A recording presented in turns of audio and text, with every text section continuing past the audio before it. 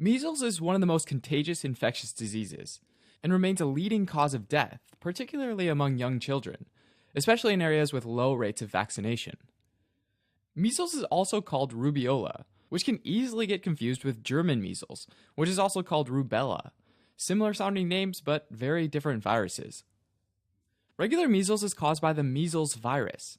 Seriously, the species is the measles virus, of the genus Morbillivirus, and family Paramyxoviridae. The reason why this guy's so contagious is that it's airborne, and spreads via tiny liquid particles that get flung into the air when someone sneezes or coughs, and can live for up to 2 hours in that airspace or nearby surfaces. If someone breathes in that air or touches a surface and then touches their eyes, their nose, or their mouth, they can become infected. Measles is so contagious that if one person has it, 90% of nearby non-immune people will also become infected. Once the measles virus gets onto the mucosa of an unsuspecting person, it quickly starts to infect the epithelial cells in the trachea or bronchi. Measles virus uses a protein on its surface called hemagglutinin, or just H protein, to bind to a target receptor on the host cell, which could be CD46, which is expressed on all nucleated human cells, CD150, aka signaling lymphocyte activation molecule, or SLAM, which is found on immune cells like B or T cells and antigen-presenting cells, or Nectin-4, a cellular adhesion molecule. Once bound, the fusion, or F protein, helps the virus fuse with the membrane and ultimately get inside the cell. Now this virus is a single-stranded RNA virus, and it's also negative sense, meaning it first has to be transcribed by RNA polymerase into a positive sense mRNA strand.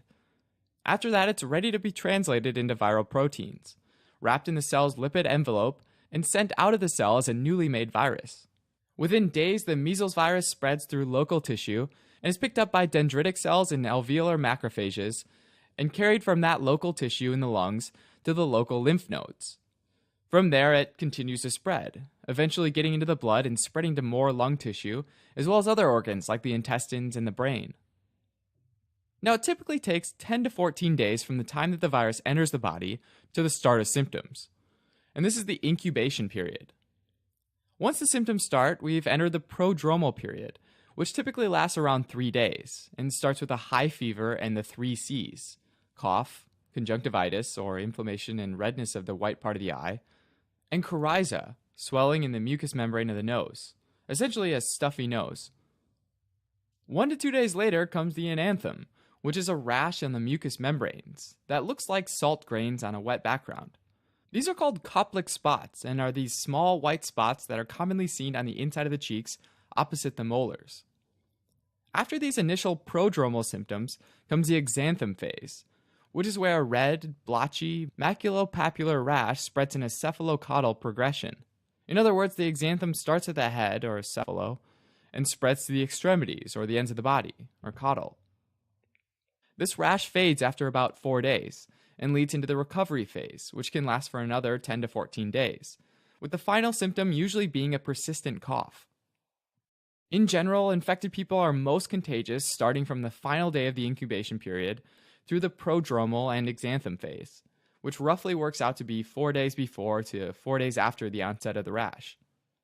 Now, the good news is that once all this is over and someone's recovered from measles, they have lifelong immunity. Since measles affects various organs like the lungs, the intestine, and the brain, it can lead to complications like pneumonia, diarrhea, and on rare occasions, encephalitis, all of which can lead to death. In addition, measles can suppress the immune system for up to 6 weeks, and this can contribute to bacterial superinfections like otitis media and bacterial pneumonia. All of these complications are worst among young infants, who typically have the highest rates of mortality during a measles outbreak. Another severe and often fatal complication for children under 2 years old is the development of subacute sclerosing panencephalitis, which can happen 7 to 10 years later. And this is thought to be caused by persistent measles virus infection, possibly due to an abnormal immune response or a mutated strain of the measles virus, which leads to chronic inflammation of the entire brain. The symptoms of SSPE are initially pretty subtle, like for example mood changes, but eventually become severe and dramatic, and can include seizures, coma, and if left untreated, death. For people who are immunocompromised, for example, people with HIV or AIDS, their immune-mediated responses are impaired. That being said, if they get measles, they might not develop some symptoms that are a result of the immune system responding to the measles virus, like the enanthem or the Koplik spots, or the exanthem, the rash. These people, though, also have higher rates of pneumonia and encephalitis, which contribute to a higher mortality rate. Diagnosis of measles is usually done via serology, looking for measles antibodies in the blood serum. And the disease is usually most likely to happen with unvaccinated individuals. That said, the measles vaccine is a live attenuated immunization, essentially meaning it's been weakened. And it's given between 12 and 15 months of age, and again between 4 and 6 years of age.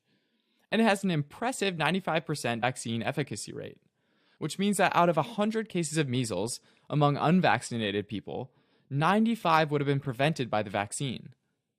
In addition to the vaccine, another source of protection for young infants is their mother's anti-measles antibody, or immunoglobulin, which the fetus gets transplacentally and lasts until about 9 months of age. When measles does develop, there isn't a specific antiviral treatment. Instead, the medications are generally aimed at treating superinfections, maintaining good hydration with adequate fluids, and pain relief.